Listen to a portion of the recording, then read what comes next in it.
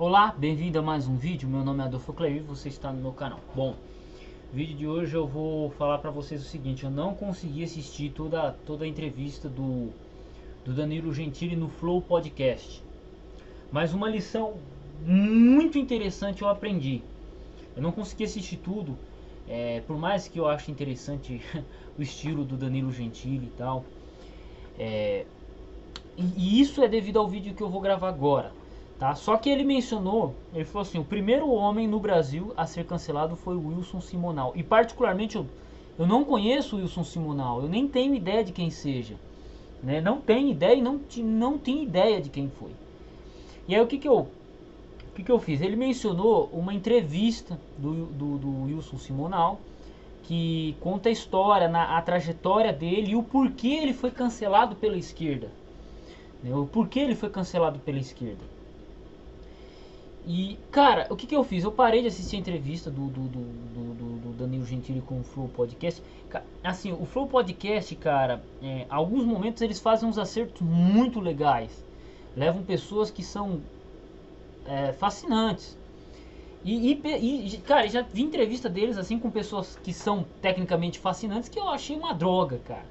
Né? E com pessoas que eu particularmente nem conhecia, né? Também eu achei, falei, pô, cara, esse cara manja demais, né? Então, tem coisa, mas é normal, a gente assiste coisas que a gente gosta, que não gosta, devido à dinâmica também, tudo isso envolve. Mas essa entrevista do Wilson Simonal, né, do Danilo Gentili com o Wilson Simonal, falando essa parte que ele menciona o Wilson Simonal, eu acho interessante porque o que me chamou a atenção? Eu fui ver essa entrevista do Flow Podcast do Danilo Gentili por causa de um vídeo do Nando Moura, né? Eu assisti um vídeo do Nando Moura e ele menciona, fala do Danilo Gentili e falou, pera, vamos conhecer um pouquinho mais do Danilo Gentili. Eu conheço, eu vejo os programas dele de noite. E aí eu fui ver, só que eu não aguentei, cara. Eu falei, não, velho, não é meu estilo, não é um tipo de programa que eu vou perder meu tempo assistindo. Talvez tenha outros pedaços muito importantes, mas não me chamou a atenção. Só que essa cena do Simonal, quando ele mencionou essa patrulha a patrulha da esquerda concernente ao Simonal. E eu fui ver, cara, e eu vi a entrevista e chega a dar dó, cara, e me ensinou uma coisa muito grande. Essa entrevista, esse documentário do Simonal, né, via Danilo Gentili e via Nando Moura. Que pra gente compreender o mundo, e eu não tô falando da gente, eu não tô falando de vocês, de você que assiste, eu tô falando de mim. Existem coisas que acontecem em torno da nossa volta e que aquilo que a gente conhece é tão pouco concernente o que a gente conhece é tão pouco ao que é a realidade que me assombra, cara. Que me assombra. Que, tipo, esse é o sentimento que eu tô agora, porque eu acabei de assistir a entrevista do Simonal, o documentário, e, e a informação processa na minha cabeça que eu falo, cara, as coisas acontecem e acontecem há muito tempo e a gente não sabe. Pessoas deixam de existir devido a fatores políticos, fatores interesseiros, e a gente simplesmente desconhece porque somos uma nova geração. Às vezes, no mundo teológico, e agora eu quero levar para o cerne desse canal, que é o mundo teológico, às vezes você crê numa coisa, e isso é interessante. Às vezes você crê numa coisa e você nem sabe por que crê, porque outras pessoas creem e elas te impregnam isso na sua cabeça e você passa a enxergar isso como se fosse uma realidade. Você passa a enxergar isso como se fosse uma realidade, quando na verdade isso não condiz com os fatos, né? Isso não condiz com os fatos. E como que a nossa memória, porque a memória ela é seletiva, a história, querendo ou não, você pode pensar que não, mas a história é seletiva. Os membros da sua igreja, eles vão ser seletivos. O grupo que você caminha, ele é seletivo, né? Não tem como a gente negar isso. E às vezes nós ficamos com uma pequena parcela de história e que não passa a ser a realidade, ou que se destoa de toda a realidade. Por exemplo, no Brasil, aqui, você pode, como a maior parte dos protestantes brasileiros são pentecostais, pode parecer a impressão que o dispensacionalismo é uma teologia muito forte e muito bem embasada. E quando você olha e você vai estudar a doutrina, essa metodologia de pesquisa, de estudo, de enxergar a Bíblia, essa metodologia que é a dispensacionalismo, ele não é antigo, ele é uma coisa recente no meio protestante, e ele é uma coisa que foi comprada pelos pentecostais. Só que os pentecostais se espalharam no Brasil e o dispensacionalismo se espalhou. Um outro ponto muito interessante é que boa parte dos evangélicos brasileiros, né, dos assembleianos, dos pentecostais e neopentecostais, eles apresentam uma teologia antinomista, né? Uma teologia de que a lei foi abolida. Eles partem desse princípio. Você vai conversar com qualquer assembleiano, ele vai te passar essa ideia. Só que interessante é que quando você olha para dentro da teologia assembleiana, você vai olhar para a teologia assembleiana, os teólogos assembleianos, eles não são antinomistas. É muito interessante isso. Sabe, o que acontece? A gente fica com recortes da realidade, né? Ficam com recortes da realidade. A gente não conhece o todo, e a gente passa a não conseguir compreender a realidade que nos cerca. Ou cria-se uma realidade à nossa volta e passamos a ignorar a realidade que está além disso. O cara se diz assembleiano, por exemplo, perdão eu pegar o contexto da Assembleia de Deus, mas isso se aplica aos batistas, aos calvinistas, aos metodistas, aos adventistas, aos testemunhos de Jeová, a qualquer religião, e até aos grupos políticos, né? Eu estou falando aqui sobre a realidade, entenda, o contexto que eu estou tratando aqui é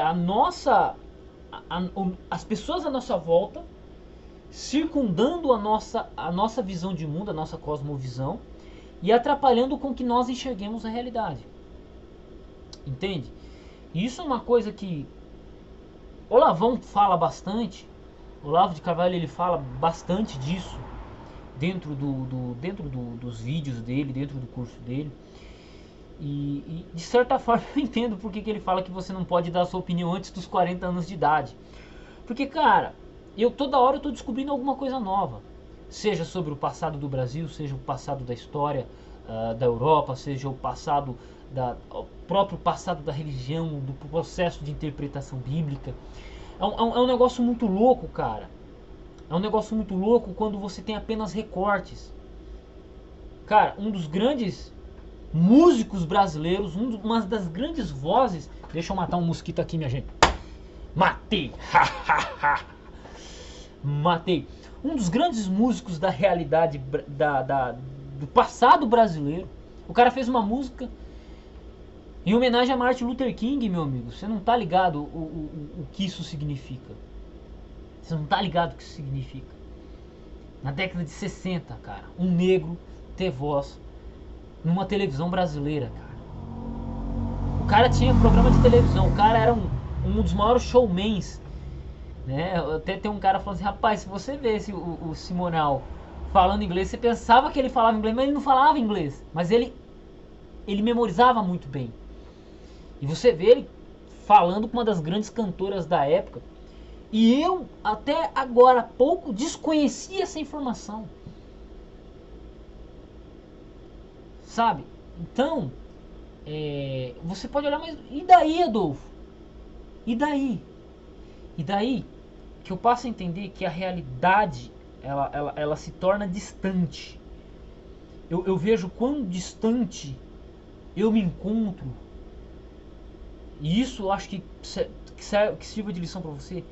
Eu encontro, quão distante da realidade eu encontro para determinados assuntos.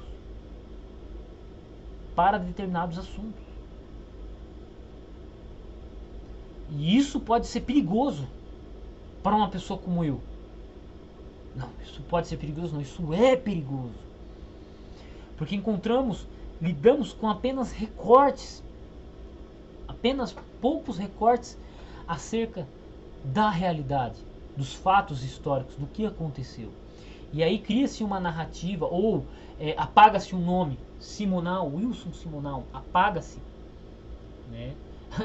Aquela música, moro num país tropical, abençoado por Deus, bonito por natureza.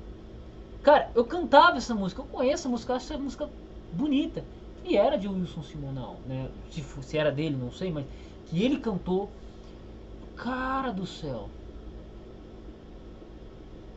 Sabe? É um negócio muito engraçado. Uma das lições mais importantes que o Olavão trabalhou, cara, que eu acho que é uma das coisas que você pode ser de direita, você pode ser de esquerda, você pode ser ateu, você pode ser cristão, você pode ser ubandista, você pode ser o que for, mas acho que a lição mais importante do Olavo de Carvalho acerca do que a coisa mais poderosa que eu já vi ele dizer foi num vídeo dele, e ele mencionando assim, ó, quando eu era criança, eu fui acho que na casa de um amigo, ele não me lembro muito bem, mas ele falou, eu fui na casa de um amigo, ou é o pai dele, não sei bem, e meu pai pegou uma xícara a pessoa ali pegou uma xícara, uma xícara de porcelanato, e ele começou a discorrer como aquela xícara de porcelanato foi feita e os possíveis caminhos que ela tomou até chegar na mão dele. E é interessante isso. Por quê? E eu quero concluir dentro desse raciocínio. Às vezes você tem certas coisas que chegam até você e você não sabe por quê. Uma crença teológica, mencionei aqui a título de dispensacionalismo. Às vezes o porquê da maioria dos professores, dos músicos, dos seja lá quem for, serem de esquerda no Brasil, jornalistas serem de esquerdas. O problema, pra gente entender isso, a gente tem que voltar nas origens. A xícara de porcelanato tem que ser, ela tem que ser explicada nas suas origens. O porquê dos problemas que o Brasil enfrenta hoje tem que ser enxergados nas suas origens. Como é que isso se deu? Quando é que se deu? O movimento negro, quando é que ele começou?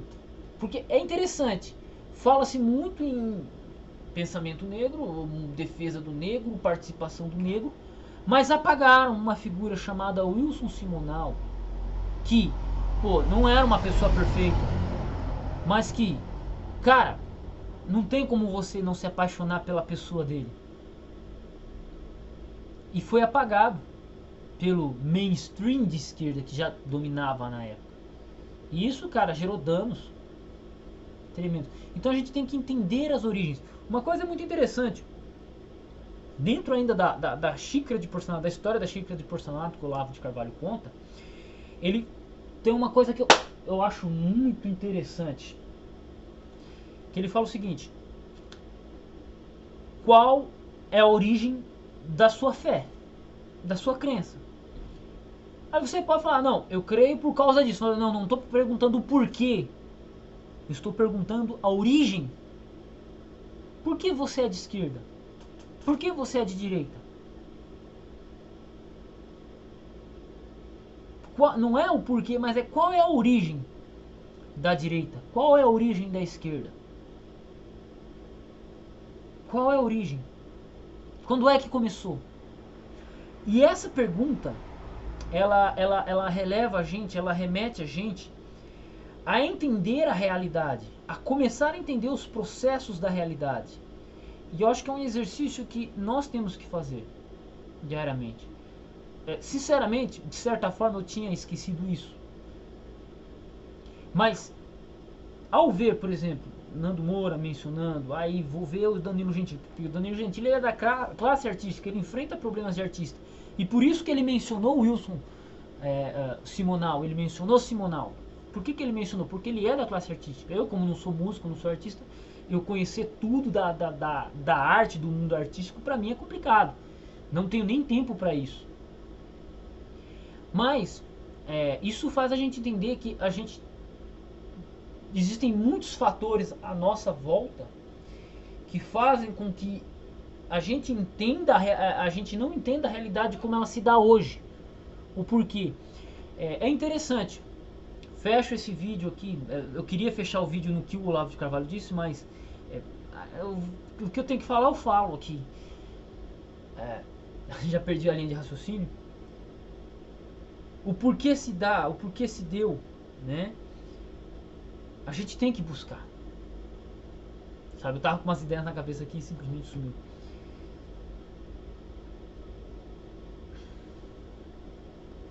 Entender a realidade é muito mais complicado do que é a gente imaginar. O mundo ele não gira em torno do nosso umbigo. Muitas situações elas giraram em torno da gente. Por exemplo, por que o Brasil fala português? Não espanhol, não inglês, não francês, não alemão, não chinês. Por que português? E aí nós temos que voltar na realidade, nas origens. Quando é que isso começou? Entende? E é isso. O que eu posso compartilhar com vocês é isso, é o que eu tenho a dizer. Então, finalizo esse vídeo com isso. A história da xícara de porcelanato. Qual é a origem da sua fé? Todo esse exercício ele vai te ajudar a compreender o porquê das coisas. De onde é que surgiu? Isso é muito importante. Por que é que se interpreta a Bíblia dessa forma? Entende? E aí, podemos ter várias questões, e isso envolve tudo. Mas eu finalizo o vídeo por aqui. Deus abençoe seus estudos, Deus abençoe sua vida. Tamo junto. Cara, sou muito agradecido ao Nando Moura, né? Ao Olavo de Carvalho, ao Danilo Gentili, a galera do Flow. Eu acho interessante algumas conversas que tem, entrevistas que se tem lá. Nem todas me agradam, né? Nem todas me agradam. Uma entrevista que eu assisti 2 vezes foi do Paulo Cruz, Benê Barbosa, achei demais, né? Outras entrevistas já não me chamaram tanta atenção, eu nem vou mencionar, mas como a realidade ela é muito mais profunda e muito mais além. E quando eu digo que não existe isenção, é porque nós temos uma memória seletiva, nós temos uma visão seletiva, né? Isso se aplica à tradução bíblica, né? Às vezes eu vejo algumas pessoas quererem falar sobre tradução bíblica porque elas desconhecem os processos de tradução bíblica, desenvolvimento teológico, e que possamos melhorar nosso nível de pesquisa. Deus abençoe seus estudos, fique com Deus e até o próximo vídeo.